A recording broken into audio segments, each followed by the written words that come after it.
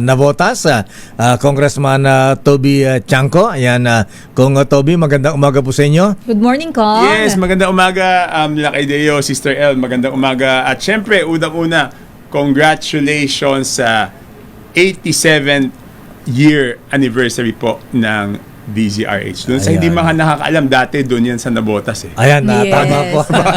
Nagsimula ako sa DZRH, nasa Navotas pa ang Sa istasyon ng MBC.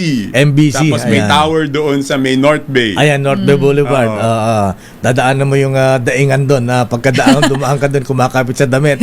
Oo, tapos ang katabi nyo doon, kung matatandaan mo, Lakay Deo, puro pala isdaan pa Ayan, yan doon. natutuo po yan. Oo. Yan po ang naging housing na NHA. NHA. Oo, Pero ayan, dati oo. puro palaisdaan yan, puro tubig. Ayan, tama po yan. Ayan. Tapos dati linulubog yan. Ay, totoo.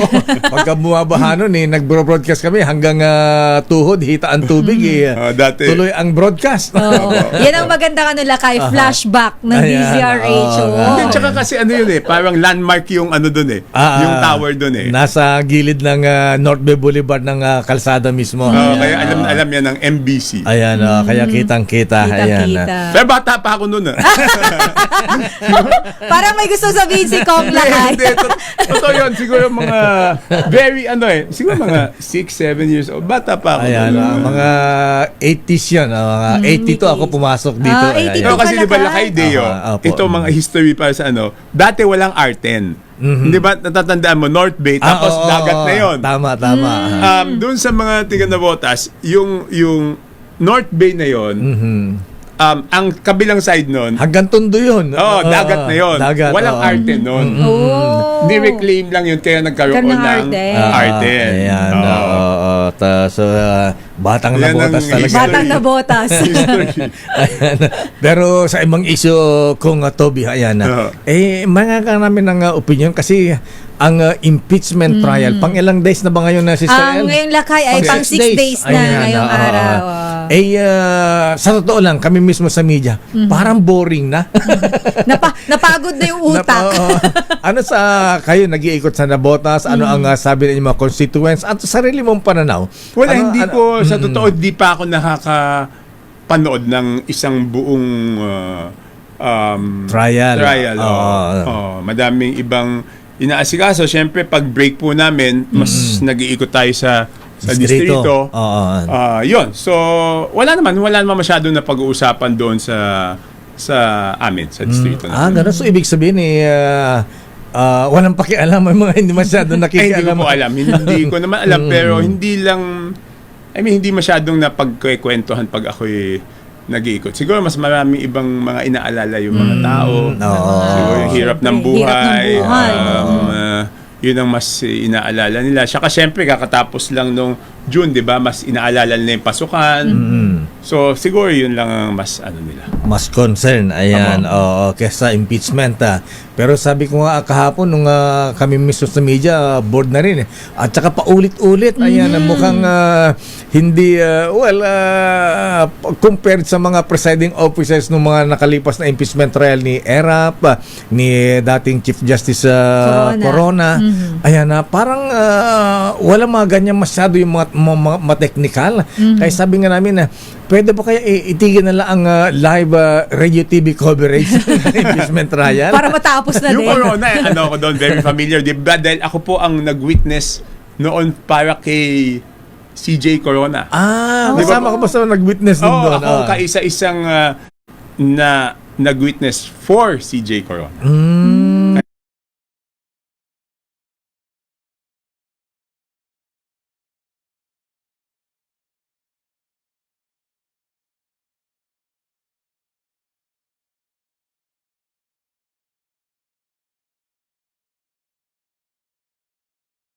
Hindi naman talaga namin nabasa yung complaint na yun.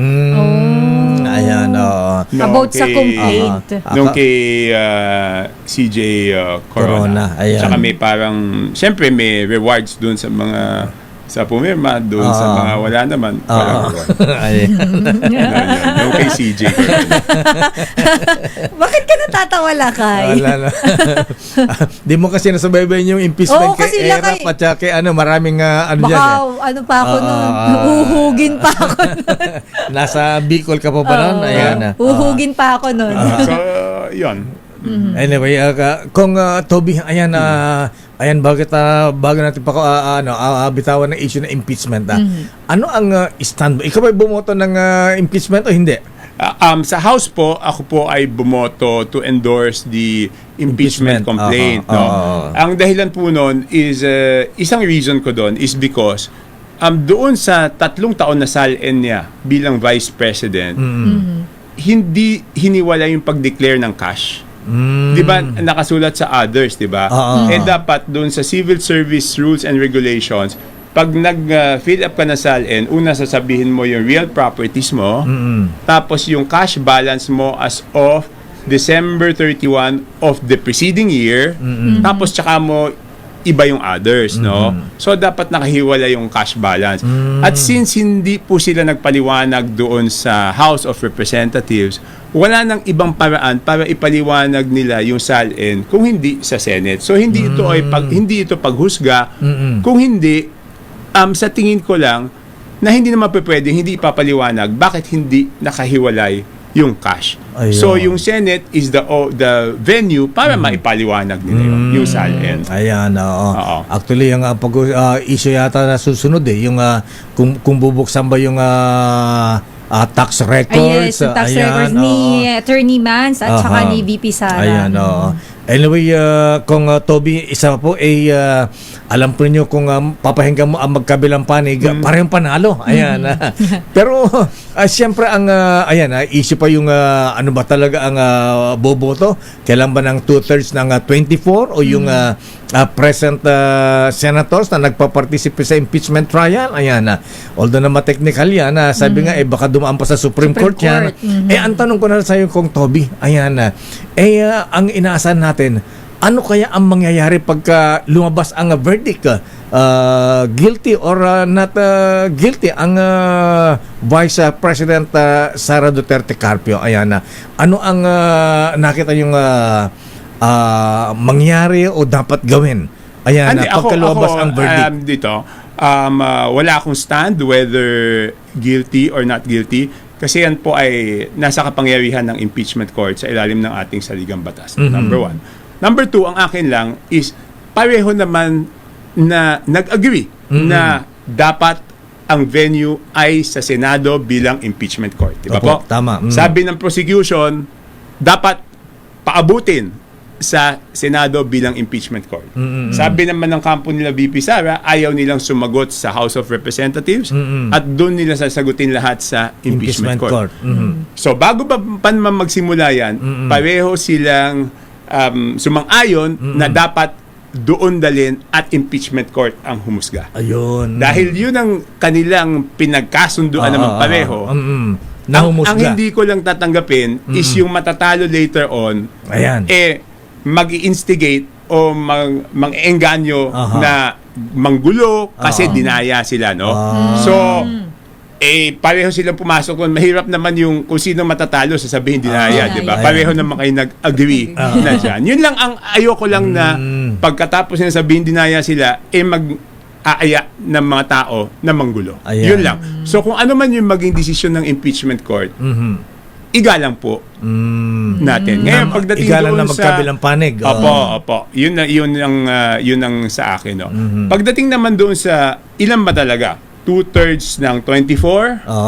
Or 2/3 nung present sa impeachment trial. Ang akin pananaw is 2/3 yan ng 24, no?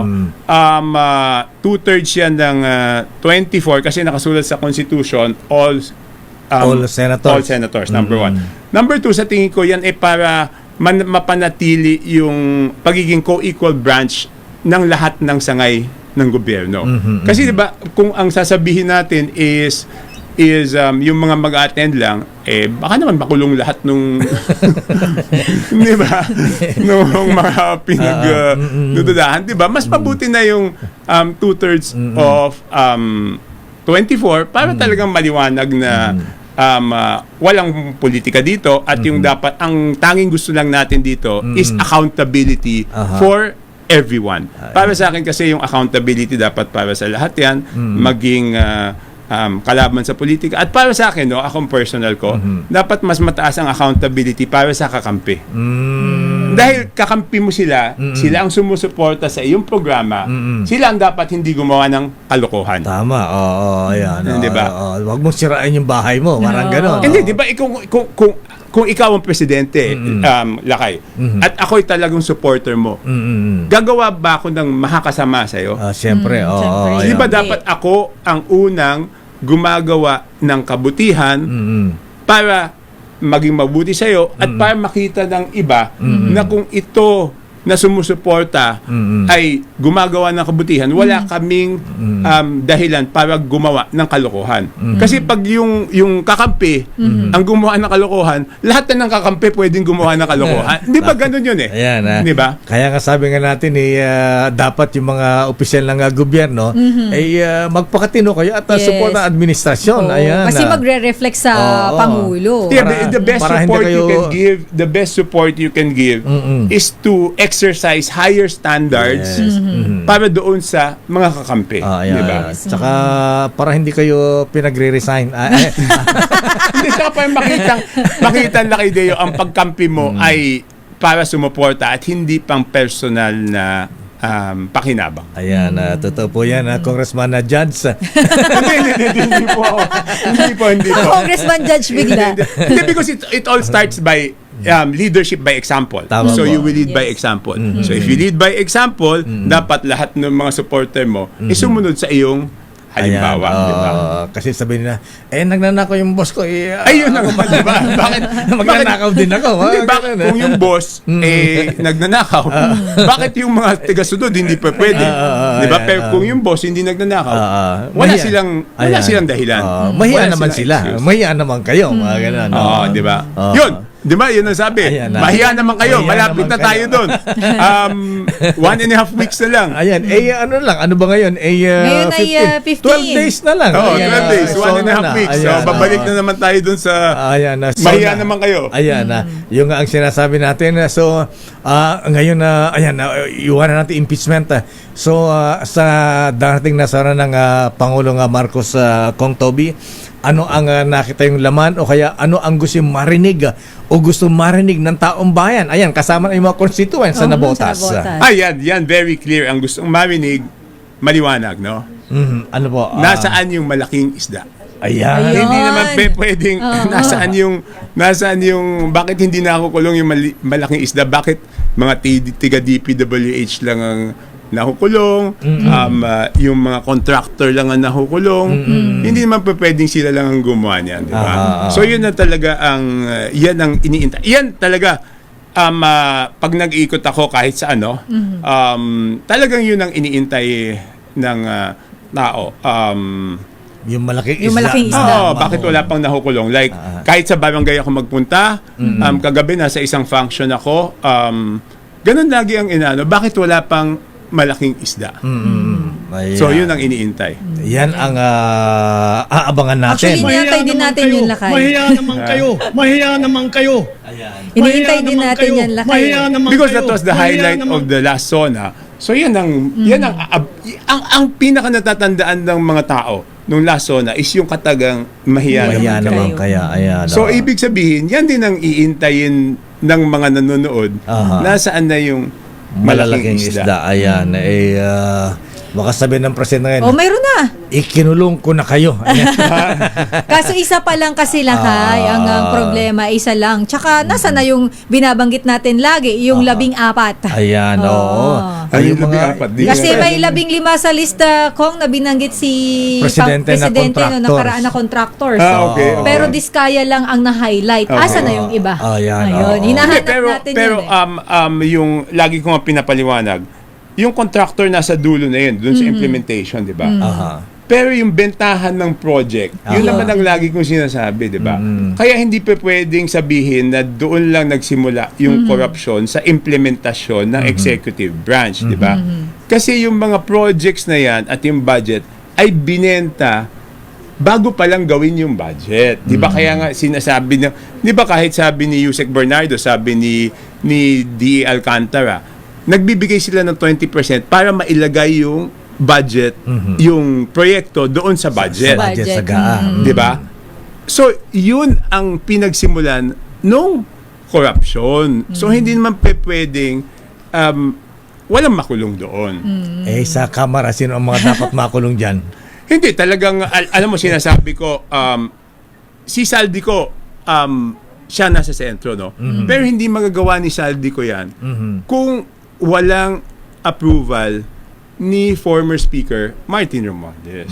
Kaya nga 'di ba kahit ang ombudsman sinasabi doon sila nakatutok ngayon sa ifa-file na kaso laban kay former Speaker Martin Romualdez. Ano bang sabi ng mga kasama niyo sa Congress, makakasumba si Speaker former Speaker Romualdez? Ano pa? Makakasuhan ba ng plunder? Ay yun ang tumbok ng Ombudsman. ng Office of the Ombudsman. So para sa inyo, Kong, dahil nabanggit nyo nga po na hindi naman mapupunta yung contractor kung walang nag-approve doon sa... Hindi mapupunta, hindi malalagay yung proyekto Sa kung budget. hindi Sa siningit doon sa budget, Budget. di ba? Pag na-approve yung budget, tsaka palang ibibid ng DPWH yan. Di yung nagpabid, kinukulong na nila, di ba? Kasi nagkasabwatan. Tsaka palang gagawin nung contractor. Di, pinakulong na yung contractor kasi substandard. Yung nagsingit, Yung nagsingit. at nakakuha ng 20%, bakit hindi nakukulong yun? Ayun. So yun ang inaantay natin din. Isa pang tanong kong Toby, may ibabalik ba sa Pilipinas si Saldico? Ay ito batch lang sa mga balita. Ang 'di ba ang huling balita natin is siya po ay apply ng Political asylum political sa France. asylum sa France, no? Ang intindi ko, pag hindi po makuha yung political asylum, ang intindi ko, mapapaano na siya, ma-deport na siya. Yan pang intindi ko. Pero ang problema, ang bali-balita ko, nakakagala siya dun sa France na parang... Yung, tama ba yung... Free as a bird. Tama ba yung kung, kayong mga lawmakers, alam niyo ba kasi may sinasabi na isang military attaché sa Europe. Sabi niya, pagka daw isang nag-apply ng applicant ng asylum sa isang bansa, kahit hindi pa approve yung kanyang application, ay protektado na siya ng bansa na pinag-applyan niya. Hindi mo na siya pwedeng galawin dahil parang pending yung approval. Ay, hindi ko alam. Hindi pa ako nakasubok mag-apply ng asylum. Hindi ko pa alam. Kasi hindi natin masyadong kabisado yung rules nila pagdating sa ganun eh. Ang alam ko, bago ako pumunta sa ibang bansa, kumuha ka muna ng visa. Yun na nga alam kong patakalan. Hindi ko po alam yung nungkol sa asylum. Ayan. Totoo po yan. So, yan po ang abangan natin. So, sa tingin nyo, dapat mapanagot yung dalawa. Opo. Ayan. At doon na nakatumbok yung Investigasyon. ombudsman. Ombudsman, Diba? Nakita ko na, at kahit naman sa mga pronouncements ni Ombudsman Boying Remulla, ang sinasabi nila, doon na sila nakatumbok kay former Speaker Martin Romualdez. At yun na lang kay Saldico, sa tingin ko, dapat na lang intayin kung ano ang magiging desisyon ng France doon sa political asylum. Kagabi nga pala, nahandun ako sa Bastille Day. ng France. Hindi ko natanong sa ambassador. Ganun ba? Hindi pa napag-usapan Saka siguradong hindi na sasagutin yun. Saka hindi siguradong hindi na sasagutin. Totoo, yan. Ngayon ko na naalala. I mean, kahit dun sa gathering na yan, kaya sinasabi ko, Abla kay Deo, pag ako nag-iikot sa barangay, yan ang sinasabi sa akin. Doon nagpunta ako sa Bastille Day, yan din ang sinasabi sa akin. Where is the big fish? Talaga. Sa mga usap-usapan doon. Sa diplomatic community. Diplomatic community. Sa mga negosyante. Yun din ang hinahanap nila. Bakit wala pang malaking isda? Ayan. So yan, abangan natin kung Toby ba, ayan, baka namin pakainin pa. Kasi dito is the administration has to prove na accountability is for everyone. Ayan, tama. Diba? Walang pinipili. Walang pinipili. Sabi ni Erap nun, walang kaibigan na walang kapag-pare. Baka naman sa zona ni Presidente ngayon sa 27 walang pinsan-pinsan. Walang barka-barkada. Sana lang kaya, no? Hindi, gano'n naman dapat eh. Gano'n naman dapat eh. Di ba? At ulitin ko, no? Yung mga mas malalapit, mas mataas dapat ang standards para sa kanila. Ayan. Congressman Toby, sir, maraming salamat po sa iyong pagpunta rito. Ayan. Thank you for your time and Siyempre mabuhay po kayo. talagang gusto ko kayong batiin ng 87 anniversary. At siyempre, yun na nga, kasi namimiss ko na kayo dun sa Nabotas. Botas. Ayaw, pagka natapos yung kontrata namin, lilipat kami ulit sa Nabotas. Babalik sa Nabotas. Congressman Toby, sir, thank you. Maraming Yes. salamat po. Good Congratulations po Thank sa you buong po. pamilya ng DZRH.